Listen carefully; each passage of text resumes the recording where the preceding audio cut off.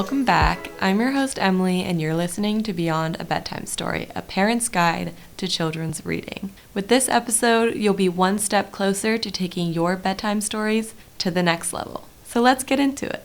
Today, I'm going to provide you with tips to gamify your child's reading experiences. And this idea was actually inspired by my teacher. Just had to give him a shout out. I don't know if I can say his name on my podcast. He definitely wouldn't mind, but I'm not going to say it just in case.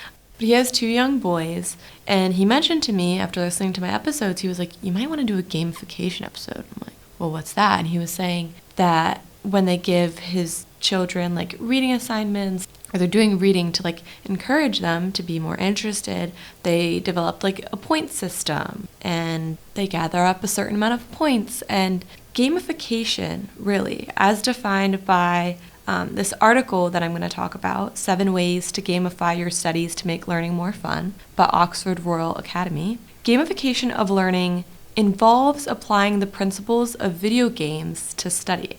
And it's actually really cool. This article is actually catered to an older audience, high school, my age, to gamify their studies. But it's a great habit to use with children in making learning fun. It is a sort of like a give and take. There is some incentive involved in gamification with children, like point systems and making up characters so that they're more involved.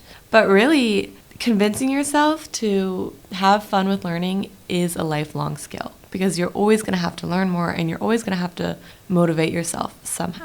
So I'm going to get into the tips that this article kind of outlines.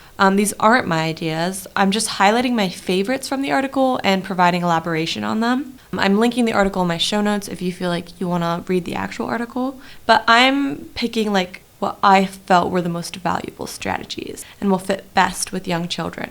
That's why I excluded a lot of the tips that involved creating competition, maybe between siblings, because I think with young children that can get a little contentious. Children get competitive and they always like to win. So instead, with these tips, there is no losing. Everybody wins with this model of gamification.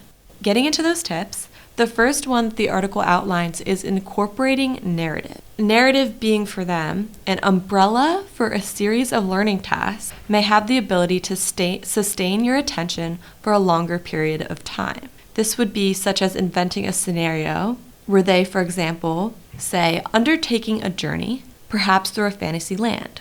And instead of fighting off monsters, you have to learn certain topics in order to progress through this imagined land. So essentially, you and your child can devise a fantasy world that they want to learn within. That when they start reading, that when they know that they're going to read a book and they're going to have to answer comprehension questions about that book, it's a part of this fantasy land. And they're going to look forward to reading because they know they get to step into this world that they've created. And this requires a lot of creativity, imagination, and some effort, but it'll be a fun experience for both you and your child because you can really give them the freedom to choose what fantasy world they want to live in. They're the ones that always will surprise you with their creativity. And if you give them the space to make their learning a creative process, they're going to amaze you with it. So have your child decide what they want their fantasy journey to look like. And of course, you can help them if they need help. If you want to brainstorm with them ideas, you can write down your ideas and even have them illustrate pictures of what they want their fantasy land to look like. This is all up to them. And the more they're invested in it, the more fun they have with it, the more they're going to look forward to reading. And these other tips go along with kind of enhancing this narrative, really getting into character, such as changing the way you refer to things. The article uses Harry Potter as an example, suggesting why not pretend that that's where you're studying at Hogwarts. You could call biology herbology or care of magical creatures. So changing the terminology of otherwise like boring learning titles. You might call reading something different in your house. Maybe it's a part of this fantasy land. Whatever your child decides that they want to call reading within their fantasy land, that's what you can call it. A later suggestion also mentions taking on characters while working. Have your child adopt a persona within their fantasy. Maybe they're a knight, maybe they're a superhero, anything that they want to be. They can be that persona when they're reading. And in that way, they may grow the confidence as this persona to take risks with their learning and to really be invested in it. And of course, you can be a character too. The more that your child sees that you're also having fun within this fantasy land with reading, they're going to take it seriously. They're going to be like, oh, my parents having fun, I can have fun, and learning can be fun. And then the other great thing about gamification, which is a lot about what my teacher talked about he uses with his sons, is this instant feedback. And I see this being most useful to parents, instant feedback, in the form of awarding a point system or a reward system to their children in accordance with right answers. So with each question or couple questions that your child answers correctly during comprehension of reading, using those follow-up prompts, that could give them a point. And this point would be added to a continuous tally you may showcase somewhere within your house. So your child can always see their points and can always see, hey, look at all the progress I've made. And maybe these points even correspond to possible rewards. Maybe 10 points at the end of the week or the end of 2 weeks or the end of a month can buy your child a special dinner. And 30 points can buy them a toy from their favorite store. It's this constant buildup that this reward system and the work that they're doing in reading is amounting to something, that it matters. And of course you might be like, oh, I feel like I'm bribing them, this isn't the way to motivate them, but they're young. And at the end of the day, they're reading. And that's the most important part. And it does hold accountability. They can recognize that, hey, getting right answers does lead to points. That leads to something good. And they get to decide, do I save up my points for a better reward? Or do they want a 10-point award instead of a 30-point award?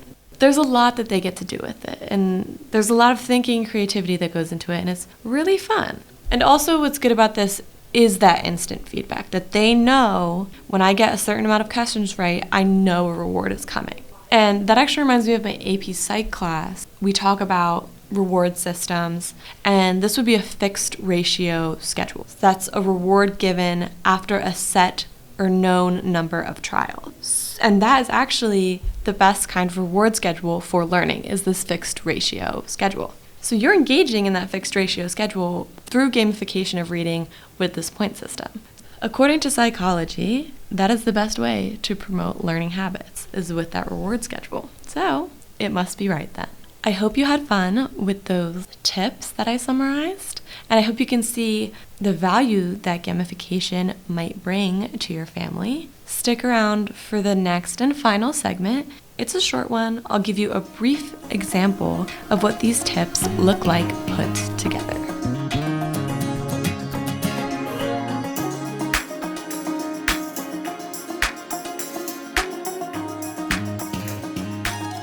All right, I'm back and ready to dive in. With all of those gamification strategies established, I'm going to give you a quick example of what all of those tips might look like when combined and used in your household. Now, this is especially fun for me because I get to pretend like I'm a little kid again. And what Fantasyland would I pick for my reading? I was a big Disney girl growing up, big on princesses, watched all of those movies. So I think I would choose like a fairyland, a fairy kingdom, and I would obviously be the fairy princess. And as a parent, you might say to me, well, your reading questions, these are your quests and your riddles to get you closer to saving your fairy kingdom because it's under threat from the human world. I mean, I would be so excited to hear all of this. And then maybe you'd say, and you get magic dust to help you on your quest for every correct answer. And we'll keep track of your magic dust with tally points, which I'll keep around on the fridge. And with enough magic dust, let's say 30 tally points, you save the kingdom and you get a reward, like a new stuffed animal. And then once I had reached those 30 points, maybe it's the end of the month, the cycle would start over again. And my parents might say, a new monster or villain is threatening your fairy kingdom again, and we have to go on more quests, read more books, and do more trials to get more fairy dust and keep the monsters at bay. So that was at least fun for me. pretending to be both child and parent, coming up with this fantasy world for reading. But that's how easy it can be and how fun it's going to be for you and your child to be creative and make learning more fun, but also you're setting up a routine and you're setting up a schedule. You know that you're going to read with them. They know to expect that with correct answers, they're going to be rewarded. And it's really going to hold accountability for both you and your child to continue reading because you have this schedule established and you have a point system to keep you on track. I love the idea of gamification. Anything that's going to promote reading is a good strategy. And I'm so thankful for my teacher for putting this on my radar. I had no idea kind of the ways that you can take reading. And it doesn't have to be your conventional, boring sit down. It can be this fun journey. So I hope you enjoyed that episode. I hope to see you next time on my next episode. Get reading, and remember, you're never too old to love picture books.